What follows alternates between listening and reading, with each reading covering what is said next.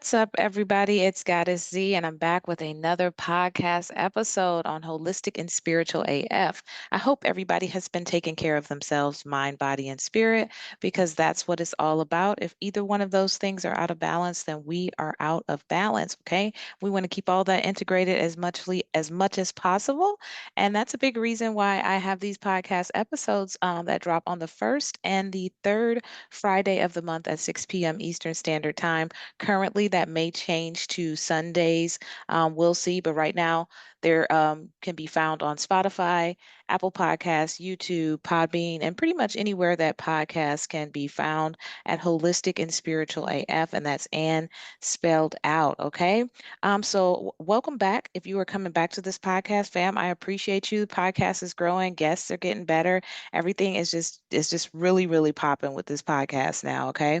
And as always, you guys can follow me all over social media at Holistic and Spiritual AF. That's Ann spelled out, as well as be sure to check the description out of the podcast episodes because I have all sorts of goodies in there, contact information for myself, contact information for my guests, as well as how to find them, whatever they have going on as far as books and classes and things like that. So you definitely don't want to miss out on that as well. Okay. So let's go ahead and jump into today's guest because I'm really excited to introduce you guys to this guest. This is episode 46. We're almost at 50 episodes. I'm super excited. And the name of this episode is Living Intuitively, and it's a sacred conversation with Shelley Lieber. Shelley is a spiritual wellness writer, an intuitive channel, transformation guide, and certified energy healer. Her weekly publication, Project Intuition, is available on Substack, offers empathic, sensitive, intuitive souls a unique, grounded perspective for living a healthy, robust life. Shelley offers individual sessions for intuitive tarot reading, energy clearing, and chakra alignment and balancing. We dive deep into what it means to be an empath in today's world and how Shelley guides sensitive souls towards energetic alignment, clarity, and grounded spiritual wellness. We also talk about intuitive tarot, energy healing, ancestral insight, and how Shelley's work helps you to reclaim your power and live in the resonance with your true self. So you definitely don't want to miss this episode. You want to follow and listen all the way to the end because it really was a deep, enlightening conversation. So without further ado, let's go ahead and jump into it. All right. Well, thank you so much, Shelley, for agreeing to do the podcast with me. I'm really excited to have you as a guest. You're doing a lot of amazing things out there and work with the collective. You're into a lot of the same things that I'm into, things like intuition, chakras, energy healing, space clearing, grounding, all that good foundational holistic wellness and energy work that's necessary in the times we live in. So just I know that you were a publisher at one point, and then you kind of transitioned into the spiritual business. Tell me how that all got started for you. Well, sure. And first, let me thank you for having me here today as your guest. It's a pleasure and an honor. So, it's kind of an interesting story. My roots are publishing. That's what I did right out of college. I had a long history in publishing. It still is part of my life. Um, I have been a reader and a writer since I learned how in the first grade, and it stayed with me. So for me, the transition from that industry into a more spiritual side was a gradual movement, and it's sort of circular now because I began in publishing and I'm still publishing, but the topics have changed to a certain extent and my focus has changed. In 2020, at the height of COVID and the pandemic and the lockdown, my husband was diagnosed with cancer, and within Sorry. 3 months, he was gone. Mm. And it was a devastating experience just to begin with. But at the time, with the lockdown and not being able to have any support systems, Mm. come, it was that much worse. And because of my background in writing and publishing, when something is going on for me, my way to handle it is to read up, do research, and then write about it. That's how I process things. So I was on this path beforehand. I mean, I've been studying metaphysics and spiritual texts and people for over 20 years. And what happened for me was immediately upon my husband's passing, I was still able to communicate with him. And I'd had similar experiences with when my mother passed and a dear friend from childhood, but I never really thought much about it. It was just like kind of just the way you feel about intuition before you realize that it's a gift. You just, because you have it, you think everybody has it. And so I was respectful, but I didn't really pursue it. But with my husband, I really wanted to, because I wanted to be able to continue with this communication.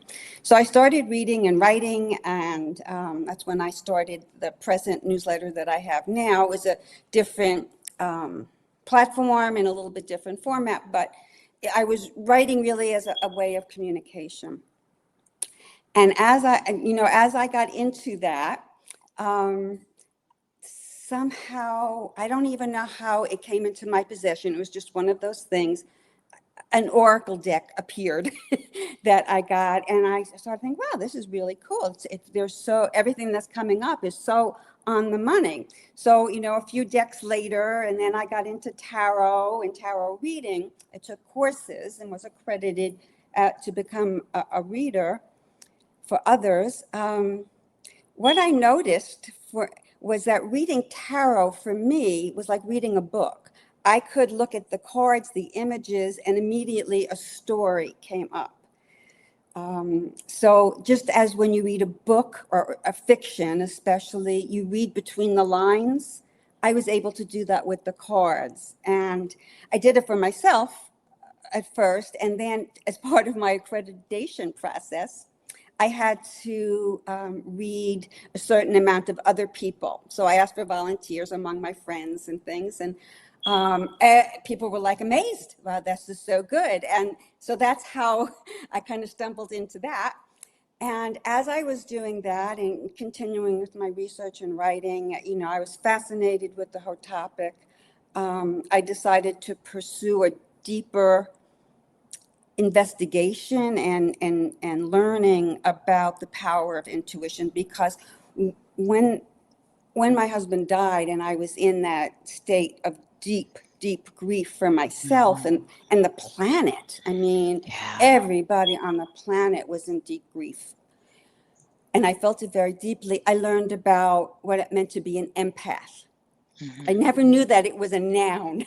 you know Yeah.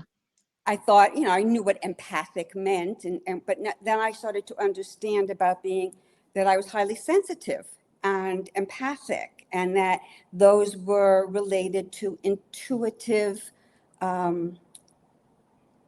clairs, the clairsentience and the claircognizance, that's your lower chakra intuitions. And I wanted to learn more about that. And because I also wanted to learn more about communicating with the other side, that's your upper clairs, your clairvoyance and clairaudience, I looked into classes, and I enrolled in a 2-year intuitive healer certification program.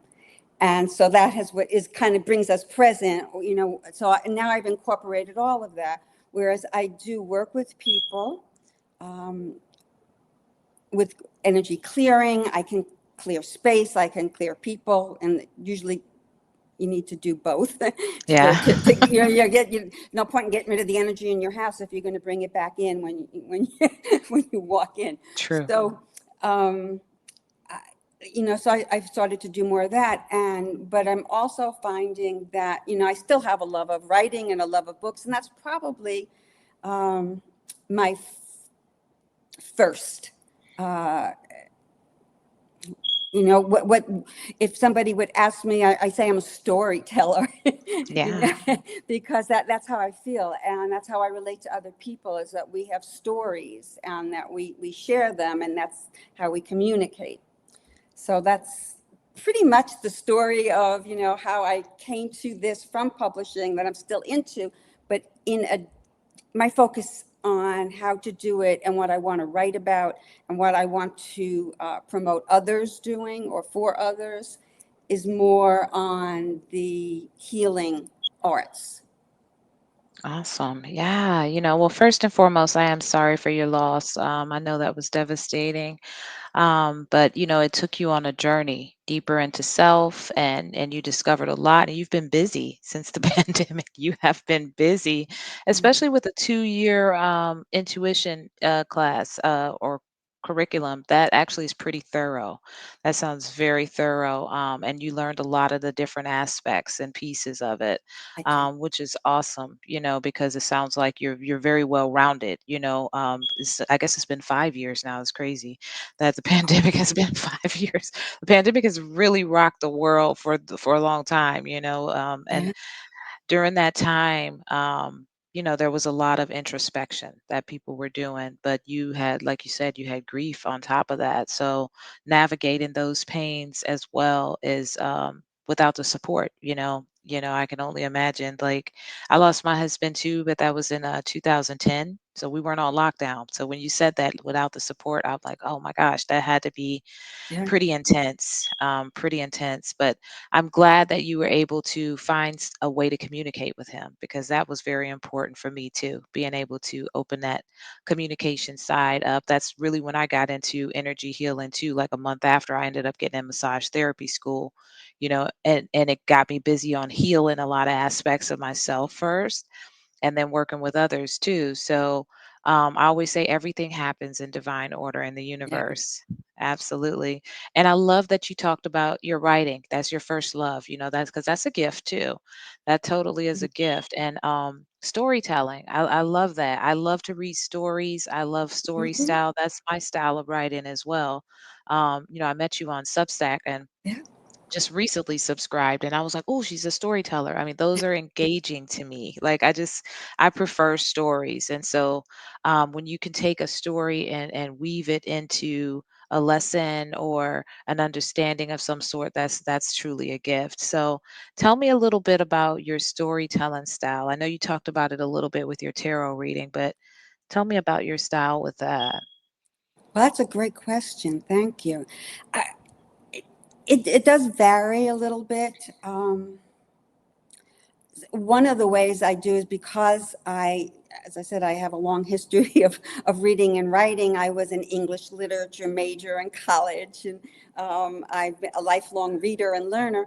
I do sometimes see the parallels, the metaphors from fiction or literature, and bring it into present circumstances. How, does life imitate art, or art imitate life? That kind of, that's what, of course, in the beginning, when I started this present blog, Substack, um, I initially was writing a lot of memoir type things. Hmm. It was part of my grieving process to, relate stories. Prior to the pandemic, my husband and I had been traveling across the country for 3 years. We had sold just about everything we had. We went across the country, several times by car. We were house sitters. He was a Nice. photographer. I'm a writer. So I have a lot of photographs. So I did some told stories with his photographs, Nice. as photo essays, kind of, Hmm. that kind of storytelling, as well as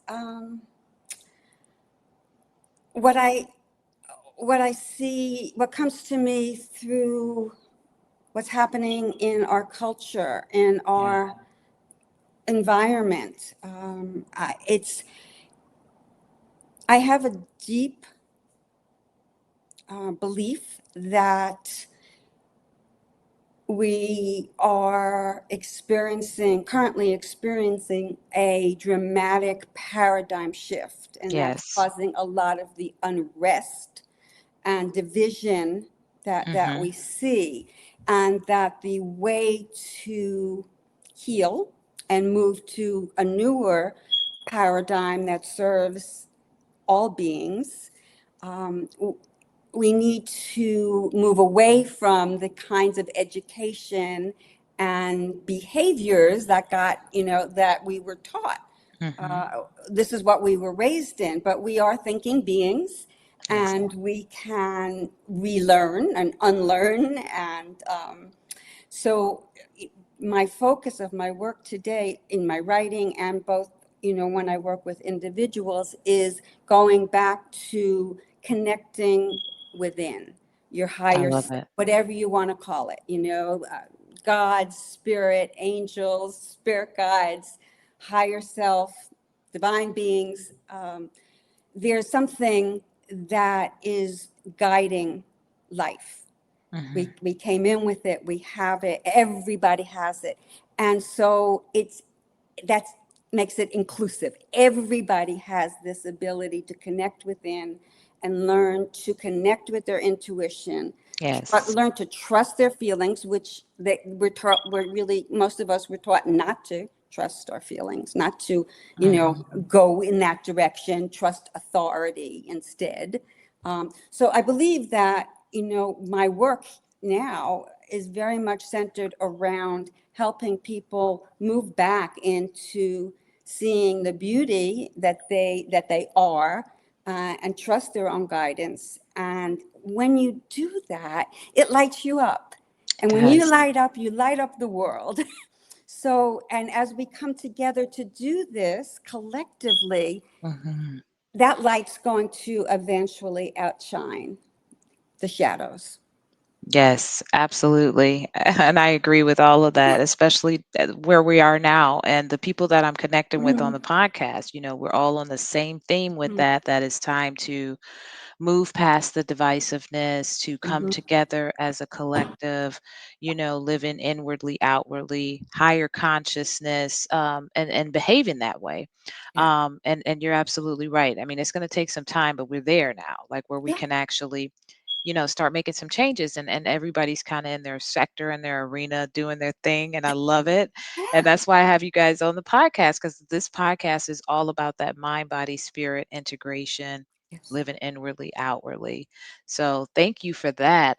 So how do you think that your intuition plays a part in your writing? That's another great question. Thank you. One of the things for many years, as when I was a publisher, I opened or I created a publishing company when self-publishing started to get not only popular, but when it started to get recognized as, viable, that it wasn't vanity press and so on, in like the early 2000s, as we made Mhm. that transition.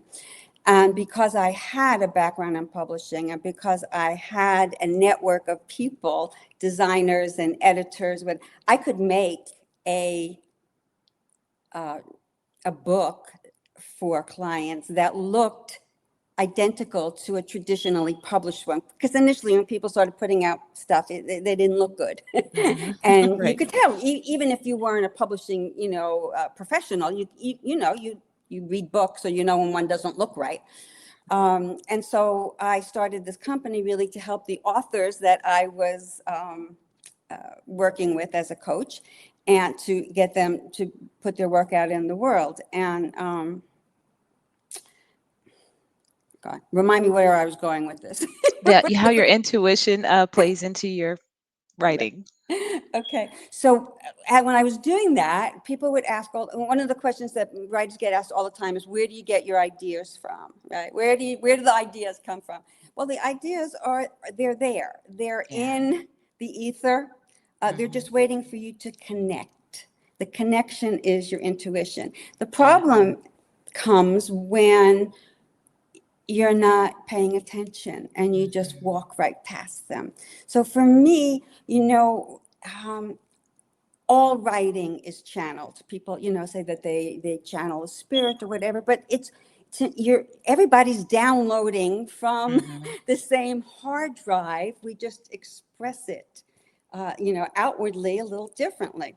So that to me is I, there are four clairs in intuition, as I said before. The vision, the hearing, the feeling, and then there's the knowing, where something just drops in. I get Hmm. that a lot. It just drops in, and there's no when that happens. I don't waver. I just know it. Yes. I don't know where it came from or what.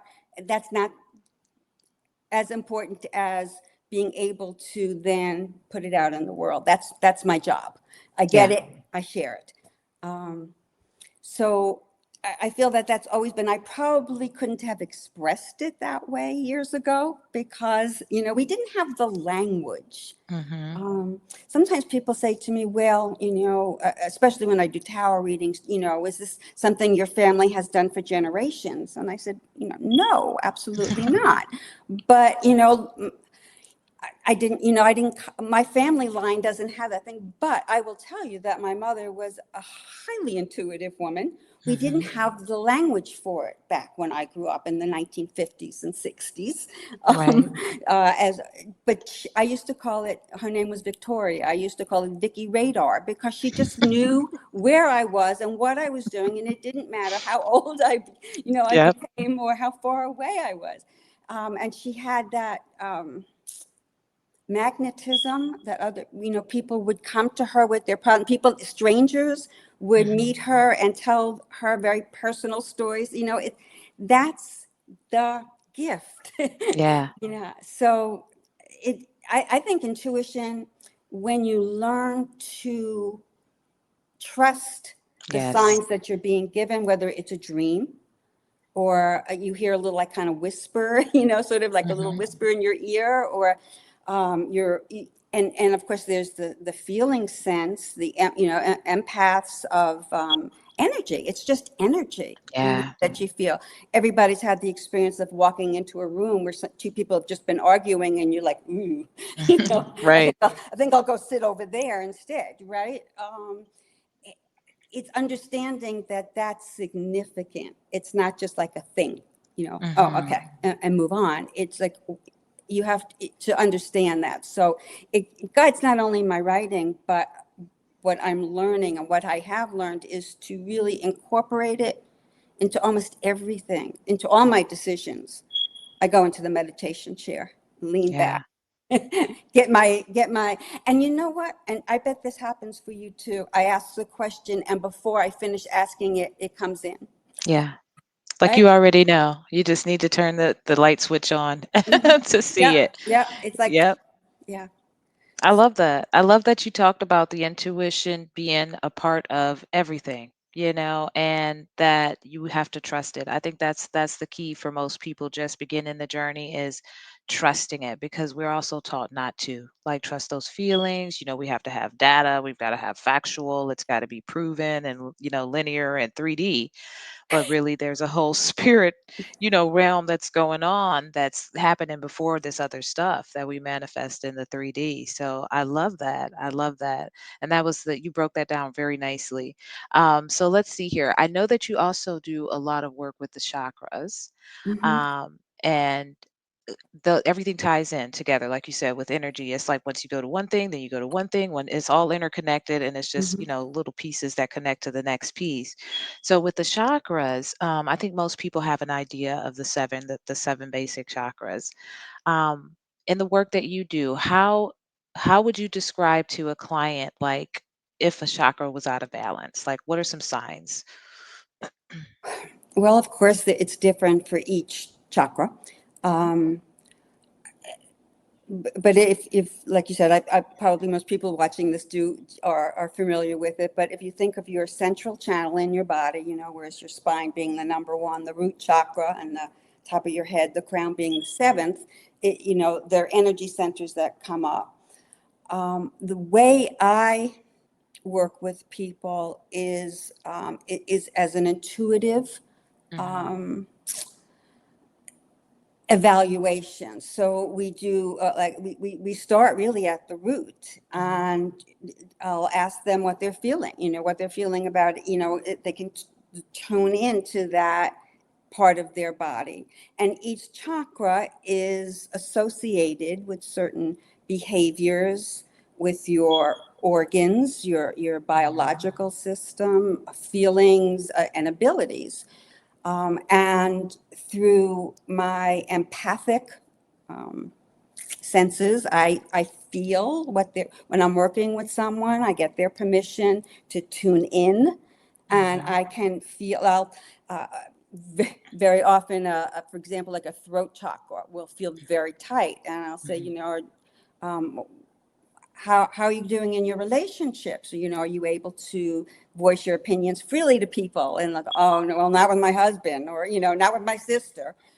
And so then it opens up that way, and we can do clearings, specifically for an area, or a general clearing, which I like to do. I just think it's a Me good too. practice. It's sort of like tuning up your car. You just clear Yeah. things out, flush the system, but the most important thing was, after you do that, is then to bring in the light Yes. to fill the space that you cleared.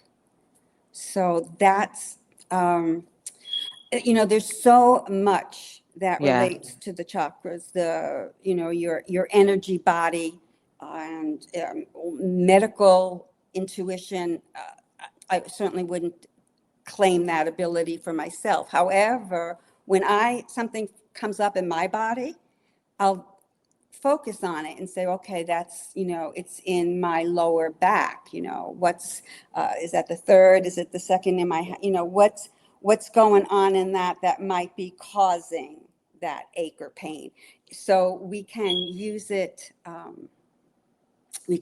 chakras to kind of guide treating ourselves. So if we know Mhm. the source of what's making a pain show up, a stomach indigestion or something like that, or a headache, um, we can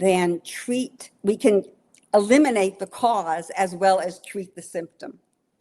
Yeah, I like that, and that allows us to work on the energy body. Yeah. You've got the traditional medical side of things for working on symptoms of Mhm. things that are displaying physically, and then you have the energetic body that the chakra system can kind of give us signals and clues.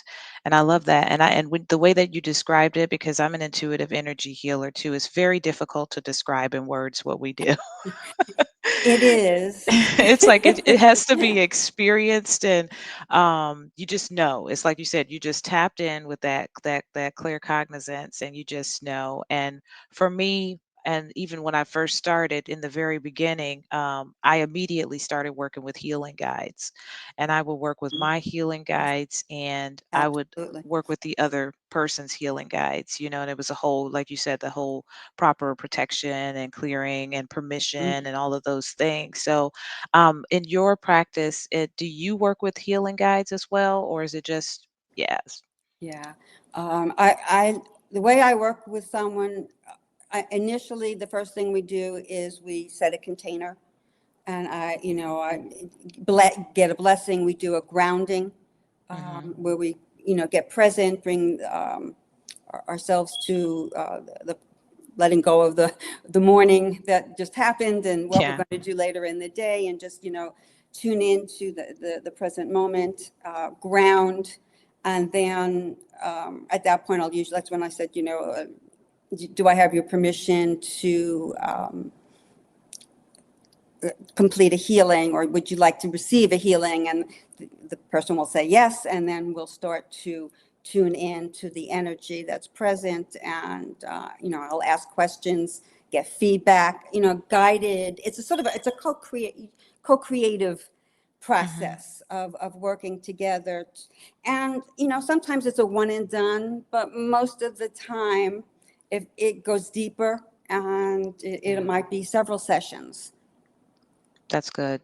to complete Yeah, it. that's Yeah. great for the people who actually come back for Yeah. multiple sessions, Mhm. because it is necessary. Sometimes you don't want to overwhelm in one session. Yeah. Yeah. And of course, there's a integration period that's necessary, between the healings. It's not, you can't just do it like every day. It Yes. takes, there's your body, your system needs that time to integrate, to release. Hmm. Self-care is very important, Yeah. always, but Yeah. especially after a healing, drinking a lot of water, going for walks, whatever you can do, whatever resonates for that person to, just connect to themselves. Absolutely. And then, of course, the messages that may be coming up, the Right. dreams, the things that, is activating inside of them. Yeah. So definitely. That brings me to my next question about intuition and energy healing. What are some tips that you have for people who want to incorporate this in their life? Some simple, like daily things that they can start to do to try to start to activate their intuition and incorporate some energy healing in their life. Well, that's another great question. Thank you. I would say that to start, when you open your eyes, you know, Mhm, to, as you're waking up, bring your energy, check in with your energy. Sometimes we had an upsetting dream, maybe we can put that aside and say, okay, that was a dream. And maybe you want to explore what you dream. Some people remember their dreams very well. Others just wake up with a sense of like anxiety because of a mhm. dream, but they can't even remember what happened. Just, kind of like deal with, where you are in the moment when you wake up. Um, to do a little blessing or prayer for yourself for the day. I'm also a very big advocate of grounding. Mhm. So immediately grounding, and you're laying in bed, so you can just connect with the energy and send your grounding cord down, and bring everything that's in your head down, sort of become embodied. We tend to be head based creatures. We're living in Yeah. our heads all the time. It's really important to remember that you have a body and your soul lives in your body. Your Mhm. soul doesn't live in your head. So Yeah. you want to, if you're finding yourself where the thoughts are going, bring that energy down into your heart, bring it down into your root chakra, and literally my tools that I use, when because grounding can be difficult, especially if you do tend to live in your thoughts, is just to start feeling your body. In other words, okay, I have feet. You wiggle your toes, you sense the bottoms of your feet, your ankles, your knees and your thighs, and then you kind of move up and you realize that, okay, and you can start from here down, and Mhm. bring that energy down. To me, that's the biggest tip of starting your day well. And I went on and on about it, but literally it's like a 5-minute thing where you wake up, you check in with yourself, you kind of say a little prayer for yourself for the day, and just bring that energy down. You're grounded, and then you can kind of get up and don't look at your phone. Yeah. Do Stay not away look from at the your phone. phone, until you've done that. Yeah. And put it off as long as you possibly can. And you could do this also if you can't, if you're not doing it first thing when you wake up, maybe with your cup of coffee or your cup of tea or a glass of water when you wake up is also very helpful. So to spend that time at the beginning of the day sets the energy Yes. going forward. I love it. Those were great tips, and they were very applicable. And for the listeners, I don't know if they've listened to the past three, but almost each guest has said something similar Yeah. with setting the tone for the day and kind of creating these little rituals for ourselves that incorporate mindfulness, connecting with the body, Mhm. being in tune with our energy, and then dealing with the people. Yeah. It Yeah. makes such a huge difference, and regular practice of that, if you skip a day, you will definitely feel it. You will You definitely do. notice. It's like exercising. I'm like many people, I could be more consistent. And that's what I find. I can, I'll do my stretches. I try to Yeah. do my stretches every day. And then a period will, things will come up and I don't stretch for, even if it's just one day, you go, it's like you never stretched in your whole life the next time you go to Yeah, do it, that's so right? true. It's like you lose everything. So it's a Yeah, and I'm bad situation. about grabbing my phone. That's my thing because it's Mhm. my alarm, and I gotta grab it and see what time it is, make sure, and it's over after that. And then I'll have to force myself to come back and Mhm. do my meditation and do a little reading, and then yeah. So, but this I'm thinking about maybe getting an alarm clock. I don't like waking up like that, but I'm telling you, I've had that same conversation with myself. So yeah, that's yeah. why I said, So do it while you're having your coffee then or your tea, just as long as you yeah. get it done before. And of course, doing it when you first wake up is, you know, beneficial. Yes, That's it's it. ideal, but it's everything is a practice, and There that's you go. all we're trying to do is we're trying to become more connected and internal, and it's, progress and not perfection. So You got that right. awesome. Well, it's, what, this has been a very enlightening conversation, Shelley. I love what you're doing. I love how you described everything, and your experience. So just tell us about some of the services that you're offering and where people can find you. Oh, thank you for asking. Well, I have a website that describes my services that I offer. It's shelleylieber.com. And my Substack would be shelleylieber.substack.com.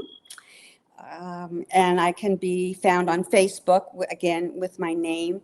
Um, some of the things that I'm working on right now, there's a big project that um, I'm working through right now. I'm sort of relaunching the Substack with a different name. Right now it's Shelley Writes, but it's going to be more reflective of the work I do. And it'll be reflective of working with intuition and how I believe learning to use intuition is the key to creating the world we all want to live in. That we have to Mhm. change that focus and, get our power back as individuals. Um, so I'm focusing a lot on that, and I'm going to be introducing, and probably by the time this airs, those programs will be available. So I'm sure that information will be updated. Oh yeah. The way I'm working with people right now too is in individual sessions. I do space clearings for people. Mostly that's local for me. I'm in Asheville, North Carolina. And so that area, but I can do clearings. I can do physical, personal clearings, like Reiki. You can Mhm. do it, remotely.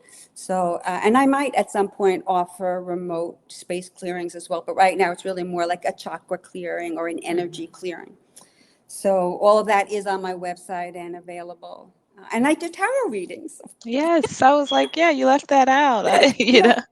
Uh, Yes, awesome. And you do storytelling tarot readings, which is really yeah. exciting, where you're able to incorporate that intuition, that energy, and really read between, give an in-depth reading because, those are just symbols. And it really does take the reader being able to break those down and use their intuition to give a specific Yeah. message to the client. So awesome. Well, you know what? Like I said, it's been a joy having you on. It has been a very enlightening conversation. Of course, as my guests know, I will have all this information in the description, as well as any classes or updates or new services that Shelley's going to be offering.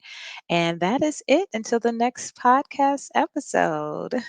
Well, I would Thank like you. to thank you. This has been a pleasure. I totally enjoyed this conversation, and I'm very grateful and honored that you shared your space with me. So, Absolutely. It was a joy having you.